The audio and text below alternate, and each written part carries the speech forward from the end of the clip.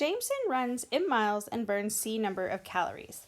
We need to figure out which one's the independent and which one is the dependent variable.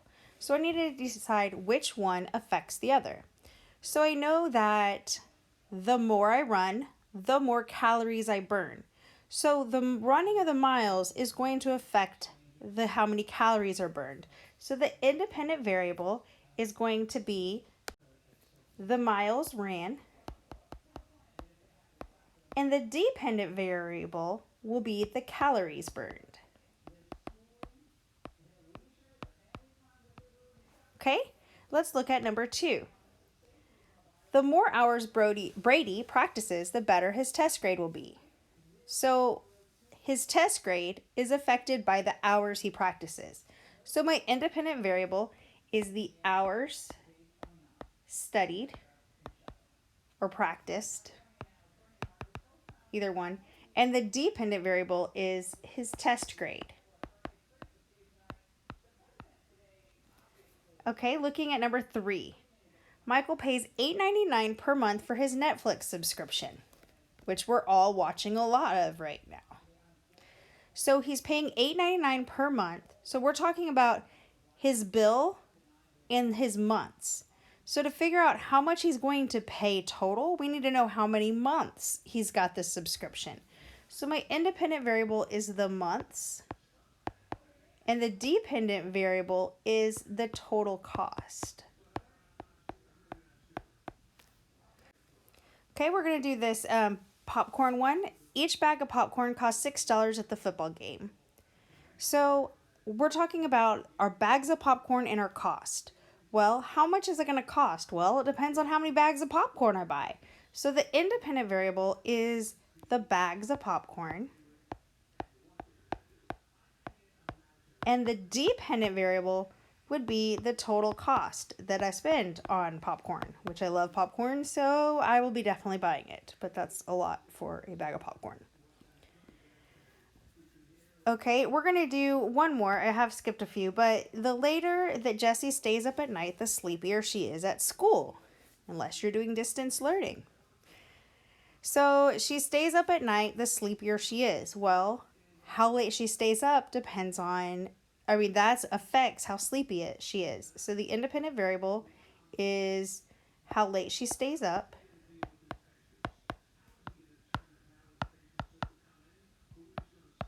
And the dependent variable is how sleepy she is.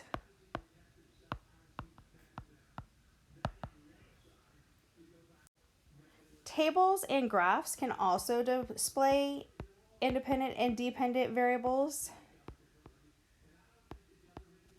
So we're going to actually use this graph to determine the independent and dependent quantities. Quantity, that is numbers, okay?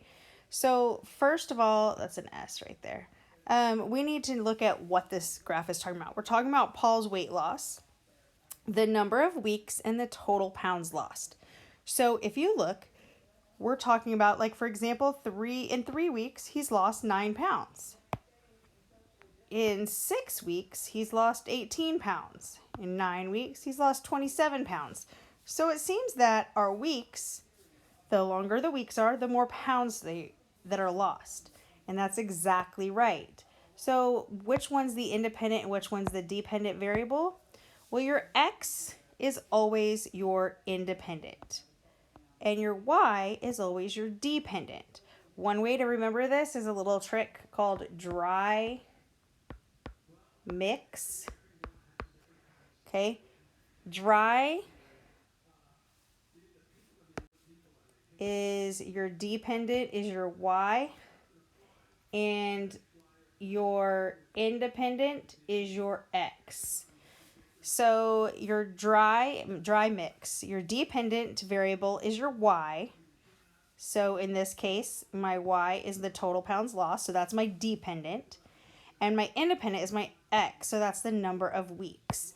So the independent variable is the number of weeks. And the dependent variable is the total pounds lost.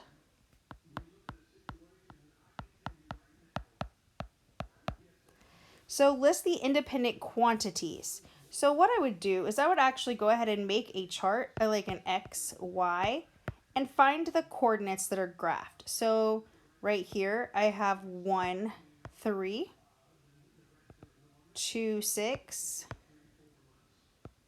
3, 9, 4, 12. I ran out of room. And I'm going to keep going. So my independent quantities would be the number of weeks. So that would be 1, 2, 3, 4, 5, 6, 7, 8, 9, 10. My dependent quantities would be the y-axis numbers. So 3, 6, 9, 12, 15, 18, 21, 24, 27, and 30. Remembering dry mix, then I know that this is always my X and my Y. This is always my independent and this is my dependent. But if I'm looking at this, the number of pounds and the total weight. Well, the number of pounds that I have depends on or that's going to affect how much total weight I have. So my independent is the number of pounds, and my dependent is my total weight. Okay, this next one, X and Y. So I have hours and miles. So how many hours I go, that's going to determine how many miles I am driving. So my independent variable is my hours, and my dependent variable is the miles that I end up going.